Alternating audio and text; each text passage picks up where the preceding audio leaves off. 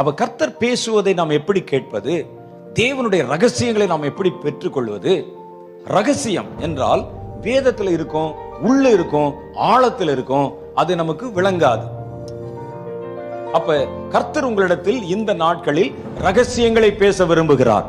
தம்முடைய திட்டங்களை குறித்து, சித்தத்தை குறித்து, என்ன செய்யணும், அந்த ராஜ்யத்தை எப்படி கட்டணும் சொல்ல விரும்புகிறார்.